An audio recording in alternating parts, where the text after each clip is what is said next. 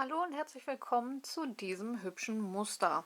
Nachdem ihr eine Kette für euer Projekt angeschlagen habt, zählt ihr diese einmal durch und die Maschenanzahl sollte teilbar durch 2 plus eine Masche mehr sein.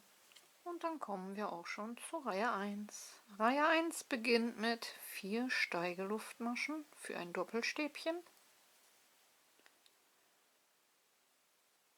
Dann machen wir 2 Umschläge, lassen die erste Masche frei, stechen in die zweite ein und holen den Faden dreimal durch 2 Schlaufen. Faden holen, einmal durch 2, Faden holen, zweite Mal durch 2 und Faden holen, drittes Mal durch 2. 2 Umschläge. Zurück in die erste Masche, die wir freigelassen haben. Wir gehen mit dem Haken von hinten nach vorne durch und holen auch hier wieder den Faden durch. Und dann durch 2 Schlaufen, Faden holen durch 2 Schlaufen und wieder den Faden holen ein drittes Mal durch 2 Schlaufen. So haben wir 4 Steigeluftmaschen, die das erste Stäbchen ersetzen und 2 verkreuzte Doppelstäbchen. Anfänger setzen sich in der 4. Steigeluftmasche von unten angezählt, am besten dann den Marker, damit ihr auf dem Rückweg wisst, wo ihr das letzte Stäbchen hineinhäkeln müsst. Danach 2 Umschläge,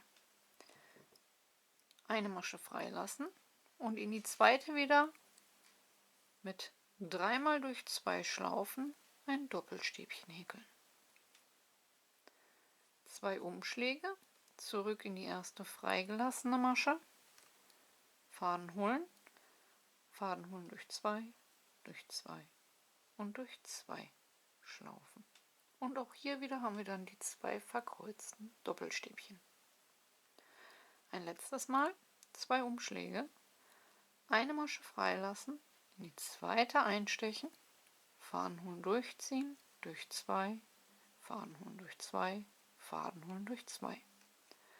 2 Umschläge, zurück in die erste freigelassene Masche, von hinten nach vorne durchstechen, Faden holen durch 2, Faden holen durch 2 und ein drittes Mal Faden holen durch 2.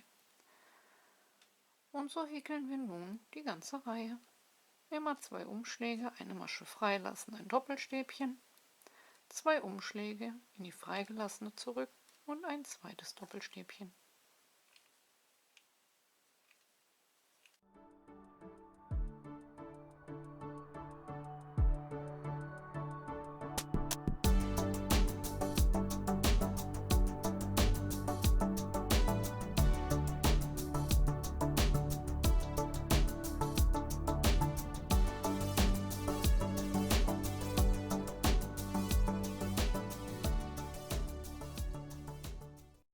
Und am Ende der Reihe angekommen, 2 Umschläge und in die letzte Masche einstechen und mit einem Doppelstäbchen die Reihe beenden, indem wir 3 mal durch 2 Schlaufen abhäkeln.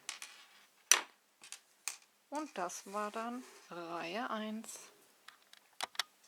Kommen wir zur Reihe 2. Für Reihe 2 beginnen wir wieder mit 4 Steigeluftmaschen für ein Doppelstäbchen. Machen 2 Umschläge und lassen auch hier die erste Masche frei, denn diese gehört zu den Steigeluftmaschen. Also Steigeluftmaschen bleiben über Steigeluftmaschen. Danach lassen wir die von dem ersten Stäbchen aus der Verkreuzung frei und stechen in die optische dritte Masche ein über dem zweiten Stäbchen der Verkreuzung. Und dort häkeln wir erst einmal unser erstes Doppelstäbchen hinein.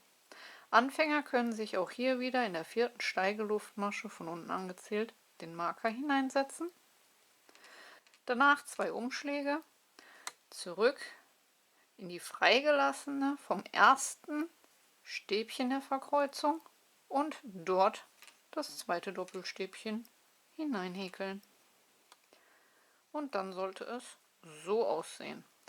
Also diese Masche gehört zu den Steigeluftmaschen.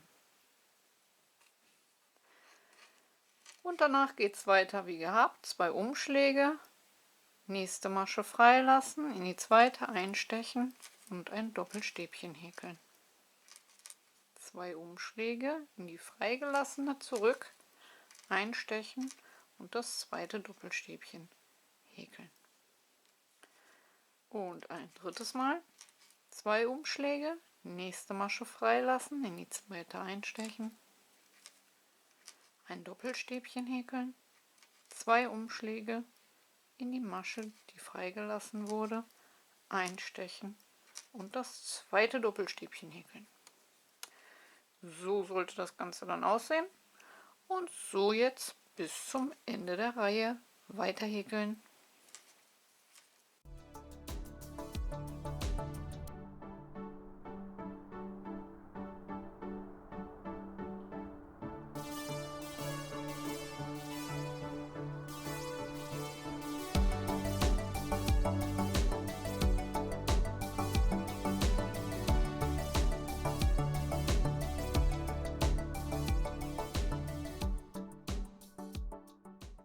Am Ende der Reihe, nach der letzten Verkreuzung, 2 Umschläge und in der 4. Steigerluftmasche von unten angezählt mit einem Doppelstäbchen die Reihe beenden.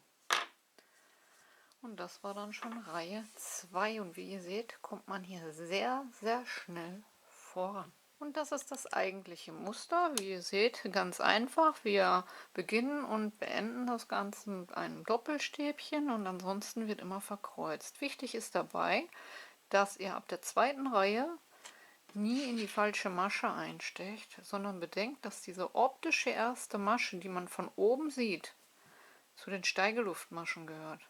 Steigeluftmaschen bleiben über Steigeluftmaschen, das heißt, ihr fangt erst in der optischen 2. Masche an zu zählen, die bleibt ja dann frei, und stecht dann in die optische 3. ein, weil sonst habt ihr am Ende eine Masche über, das ganze Muster wird schief und so habt ihr alles immer schön übereinander.